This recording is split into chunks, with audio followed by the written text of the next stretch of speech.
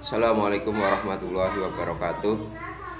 Pada kesempatan kali ini kita akan membahas kitab Adabun Nufus karya dari Al-Imam Al-Muhasibi. Sebelum kita membahas tentang kitab ini, alangkah lebih baiknya kita mengetahui terlebih dahulu siapa Al-Muhasibi, terutama Al-Muhasibi itu hidup pada masa zamannya siapa. Nah, ini di sini dikatakan masa ketika Al-Muhasibi hidup, yaitu pada masa permulaan Daulah Abbasiyah. Jadi ibanatud Daulah Al-Abbasiyah Al-Arabiyah Isman wal Farisiyah awit Turkiyah fi'lan. Jadi pada masa awal-awal dinasti Abbasiyah. Di sini dikatakan Abbasiyah Arabiyah Isman. Namanya saja Abbasiyah Arab, tapi dalam prakteknya itu dinasti Abbasiyah itu kan banyak diisi oleh orang-orang Persia dan orang-orang Turki. Nah, berbeda dengan ketika zamannya Bani Umayyah. Ketika zaman Bani Umayyah itu memang itu Arab oriented, sehingga mulai dari pimpinan sampai bawahan sampai prajurit itu tidak boleh merekrut orang-orang yang di luar bangsa Arab. Nah, berbeda dengan dinasti Abbasiyah ini lebih terbuka. Artinya mereka merekrut juga orang-orang yang dari Persia, dari Turki. Yang ini satu sisi memang di awal-awal menguntungkan, tapi nanti kemudian di belakang hari itu justru malah menjadi bumerang tersendiri bagi orang-orang Bani Abbasiyah ini ya.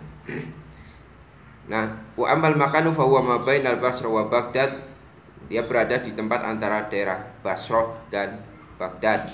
Jadi khalifah yang ada pada saat itu adalah Khalifah Al-Amin, kemudian Khalifah Al-Ma'mun, kemudian Khalifah Al-Mutawakkil, dan juga Khalifah Al-Wasik. Dia dilahirkan di Basra ini pada pertengahan abad kedua tahun 156-an ya. Basrah dan Kufah itu pada saat itu sebagaimana yang kita ketahui ini termasuk menjadi pusat peradaban Islam, terutama dalam perkembangan ilmu pengetahuan dan juga pemikiran-pemikiran yang lain. Di sana muncul berbagai macam aliran-aliran madhab. Nah, ini juga keilmuan-keilmuan apapun itu muncul dari Basrah dan Kufah, bahkan sampai keilmuan-keilmuan yang berkaitan dengan persoalan masalah tasawuf seperti masalah zuhud, masalah wara. Nah, perkembangan Islam, peradaban Islam pada masa dinasti Bani Abbasiyah ini berkembang sampai ke Madinah dan menunjukkan kemajuannya dan menunjukkan pola hidup yang lebih berkembang itu.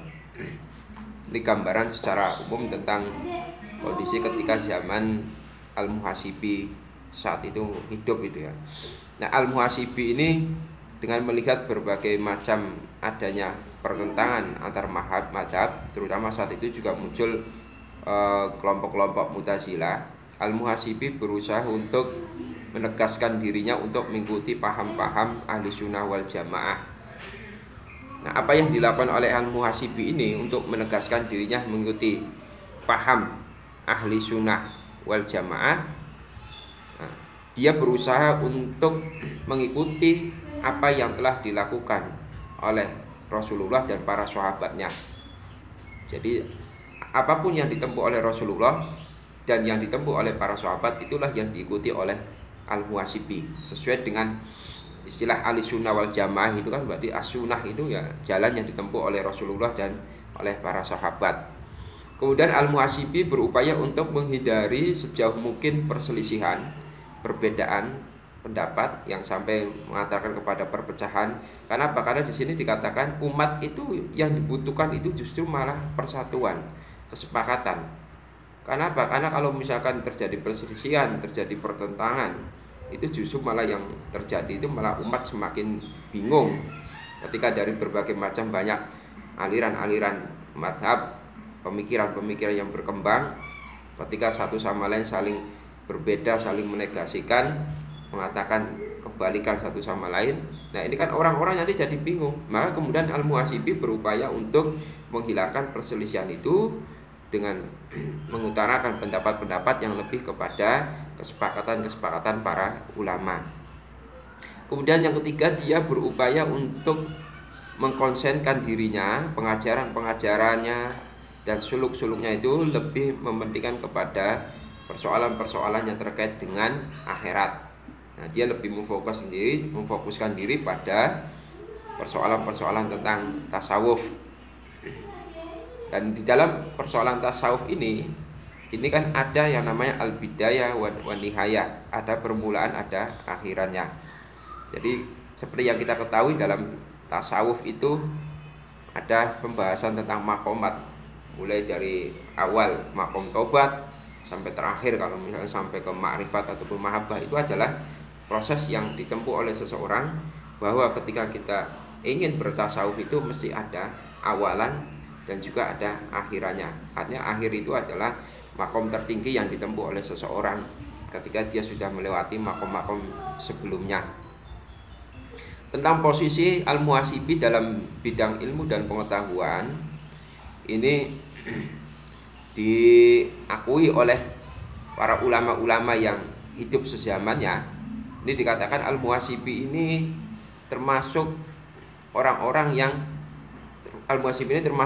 yang memiliki kemampuan keilmuan yang tidak hanya dalam satu bidang saja, tetapi ini dalam bidang-bidang yang lain. Dalam ilmu usul itu dia juga menguasai, terus mutakaliman, fakihan, muhaddisan. Dalam ilmu kalam dia menguasai, ilmu fikih dia menguasai, bahkan ilmu hadis juga dia menguasai. Dia memiliki beberapa guru, di antara Yazid bin Harun, terus juga ada murid seperti Abul Abbas bin Masrur At-Tusi, itu termasuk murid-muridnya al-muhasibi. Kemudian sekilas tentang gambaran kitab Adabun Nufus. Kitab Adabun Nufus ini dulunya itu berupa manuskrip yang terdapat di perpustakaan Jarullah di Turki. Nah, di Turki, dan itu dalam bentuk sudah difotokan ya, terus kemudian ditahqiq itu diteliti ulang, manuskrip itu dikaji ulang, kemudian ditulis dalam tulisannya lebih modern itu.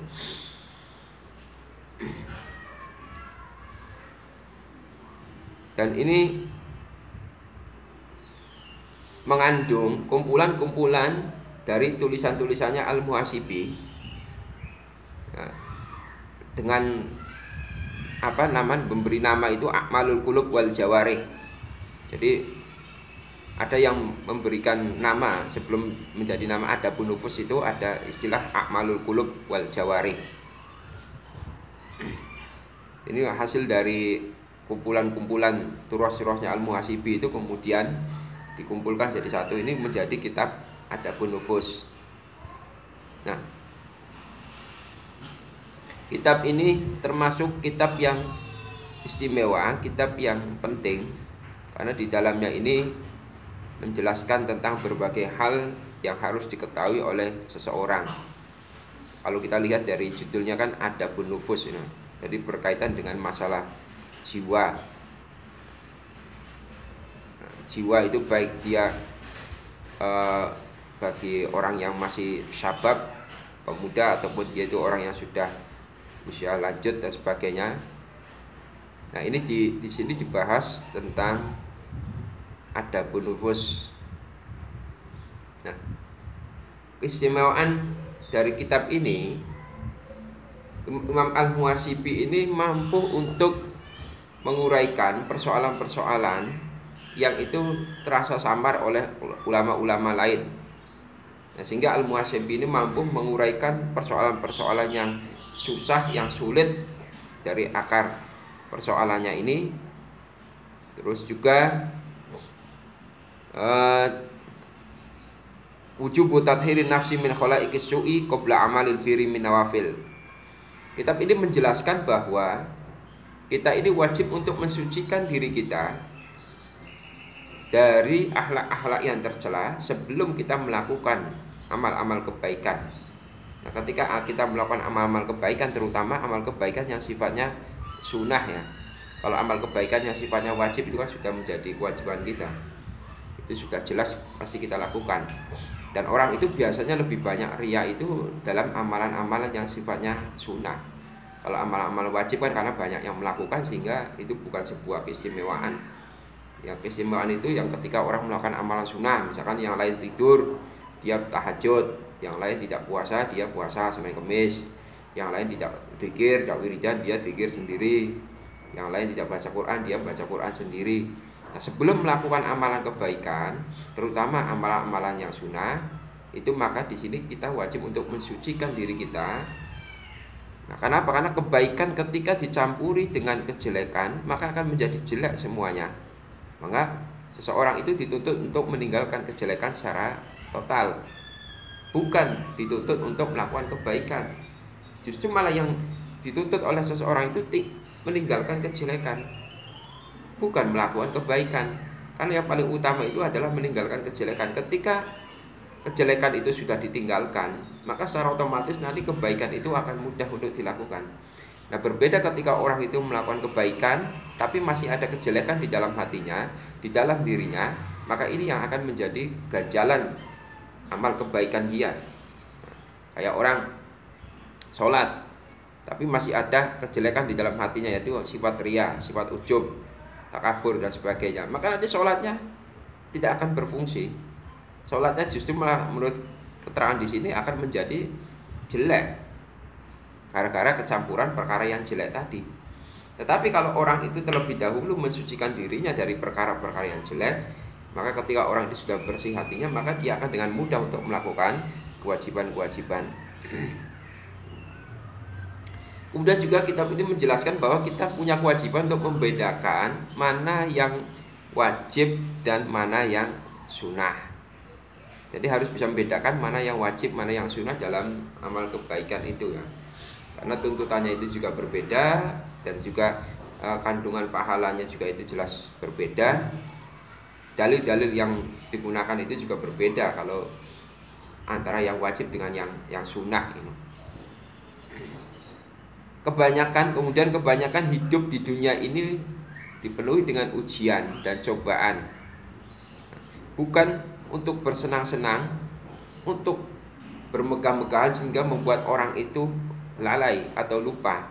Sehingga manusia itu diperintahkan untuk senantiasa mengambil pelajaran-pelajaran dari setiap kehidupan yang dia lakukan, dan dia juga harus bisa memandang secara detail ataupun merenungi secara detail akan kenikmatan-kenikmatan yang dia peroleh dalam hidupnya, sehingga memungkinkan dia untuk bisa mengistiqomahkan dalam bersyukur.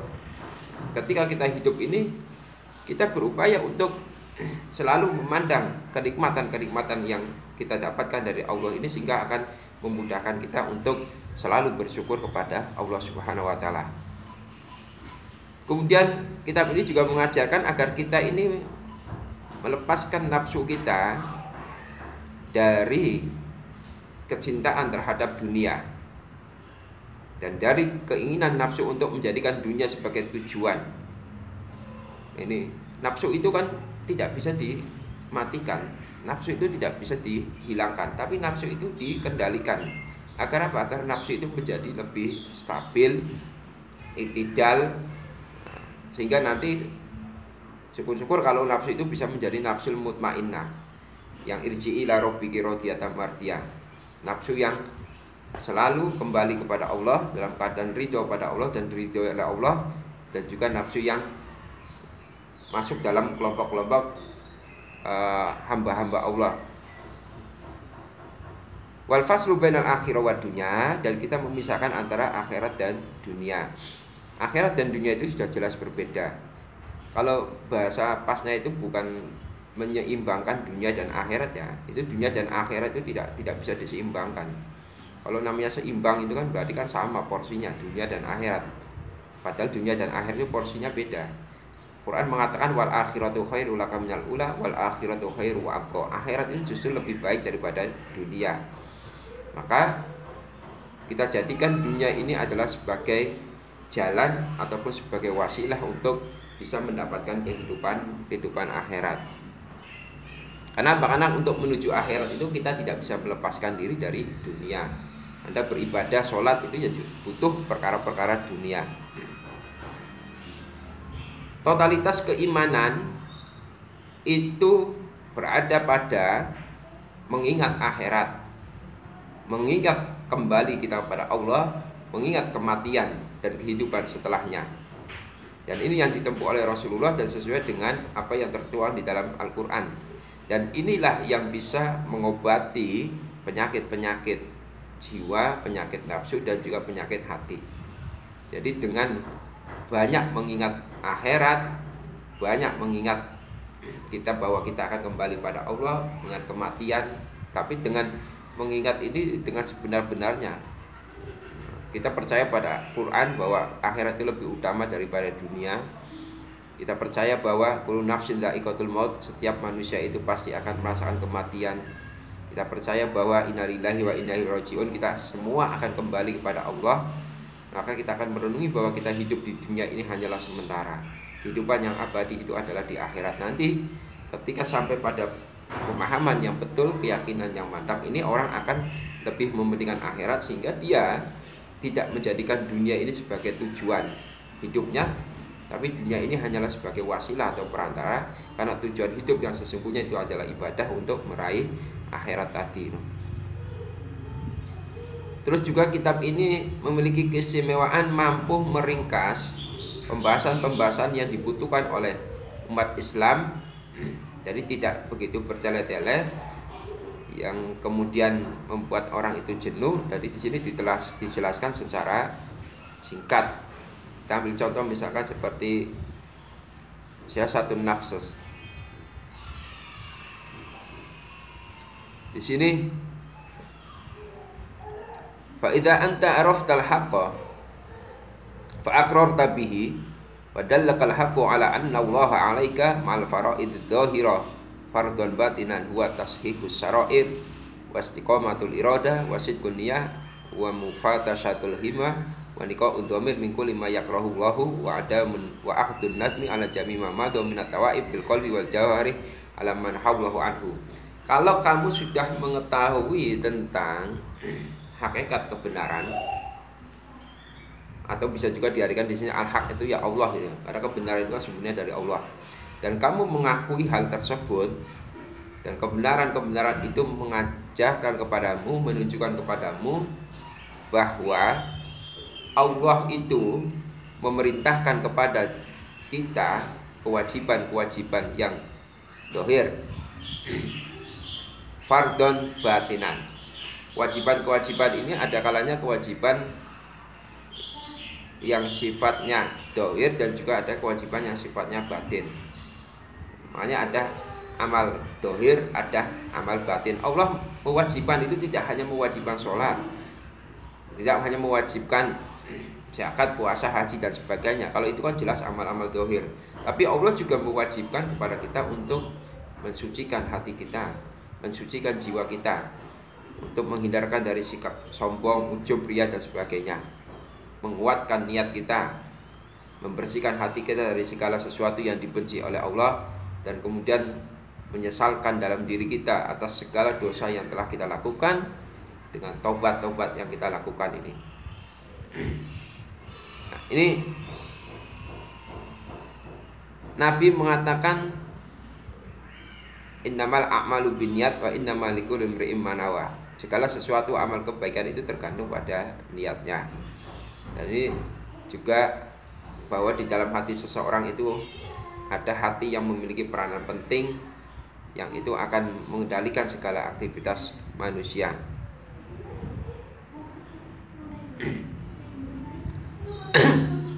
Kemudian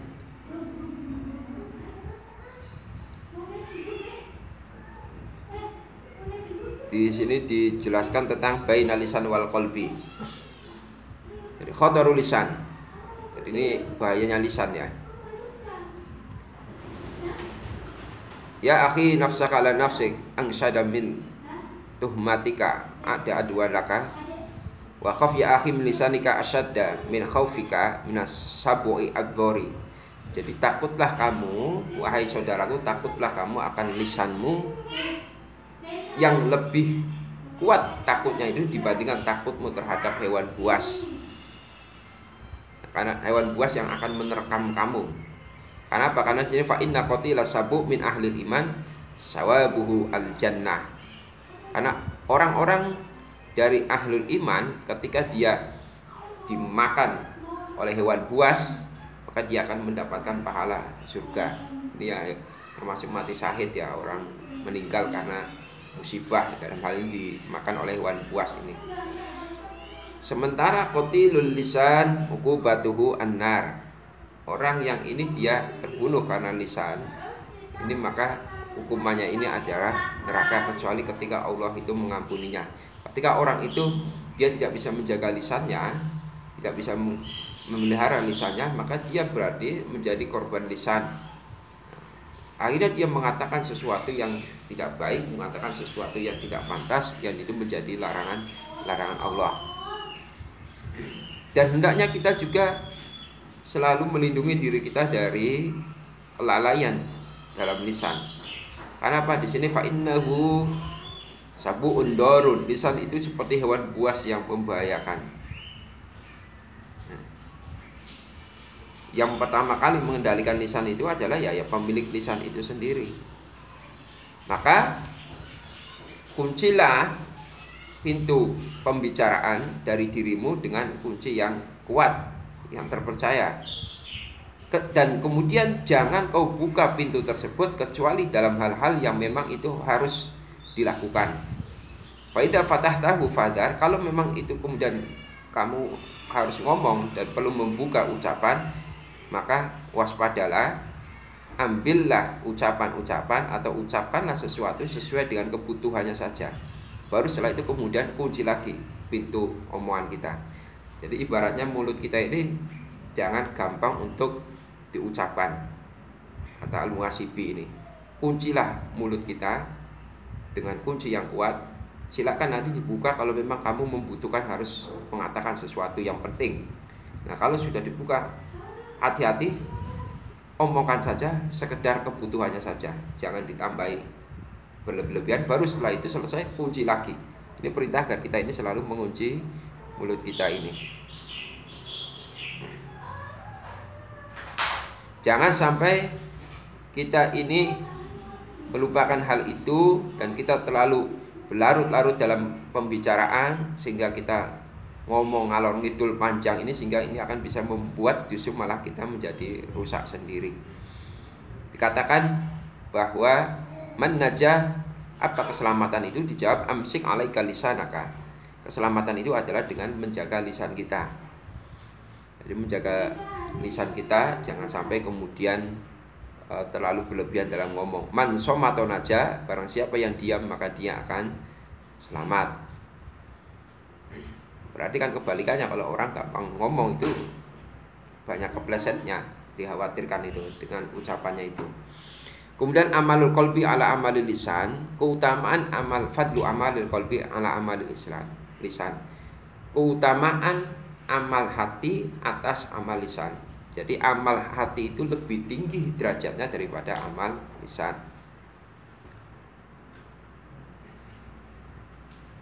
Karena apa? Karena anak tisaba qulubil hukama'i wa halil basar lil khairi a'malul khafiyah takhfa ala iblis wa ala al hafadha fa ya a'malun naqiyah minal fasad zakiyatun qad hasalat ma khifatin mu'natin ala ahliya jazilatis sawab mukhallasa min awaridil aduwi wa min hawa nafsi. Amal-amal yang biasa dilakukan oleh para hukama ataupun orang-orang yang memiliki pandangan hati itu terhadap kebaikan-kebaikannya, ini dia lebih banyak melakukan amal-amal yang samar. Ya, ini samar ya. Bagi iblis ini maksudnya itu artinya dengan dia menyembunyikan amalnya dengan samar ini, maka tidak akan menimbulkan perbuatan-perbuatan riya, sombong, ujub dan sebagainya. Berbeda dengan amal yang itu kalau diucapkan secara lisan, maka itu ketika kita ngomong tentang kebaikan lalu didengar orang lain, maka kemudian orang itu akan memberikan penilaian. Bisa jadi memuji kita, bisa jadi menghina kita, mencela kita, maka ini akan mempengaruhi diri kita sendiri. Nah, maka di sini juga kita bagaimana kemudian mengolah hati kita itu dengan cara membersihkan hati kita dari keinginan kita terhadap dunia yang berlebihan ini. Artinya kalau semakin kita banyak berhubungan dengan dunia, maka kita itu akan semakin membuat hati kita itu menjadi kotor. Maka di sini perbanyaklah hati kita itu dengan melakukan asbabul akhirat, sebab-sebab yang bisa mengingatkan kita kepada akhirat. Wala ta'zan liqalbika fi istishabi ma ya'suru talabuhu wa tawfi'u nurul qalbi min ajlihi. Jangan biarkan hatimu itu memikirkan ataupun melakukan sesuatu yang itu susah untuk didapatkan. Hati kita ini jangan dibebani dengan sesuatu yang tidak mungkin bisa didapatkan. Dan jangan melakukan sesuatu yang membuat cahaya di dalam hati ini menjadi padam karenanya. Kadang-kala hati kita itu terlalu memikirkan berlebihan, terlalu mengharapkan sesuatu yang tinggi sehingga kita tidak mampu mencapainya. Atau ada orang yang misalkan tulul amal, dia ngangen-ngangen, ngayal dan sebagainya yang di luar kewajaran, itu juga tidak diperkenankan. Nah, ini intinya kita membersihkan hati kita dari perkara-perkara dunia itu bukan berarti kita lalu meninggalkan dunia secara total, tapi kita berupaya untuk waspada terhadap dunia ini, karena kenikmatan dunia itu kadang membuat orang itu lalai terhadap Allah Subhanahu Wa Taala. Nah, itu isi dari kitab Adabun Nufus kayak Al-Muhasibiyah. Mungkin ada yang mau ditanyakan, silakan. Sekian dari saya. Assalamualaikum warahmatullahi wabarakatuh.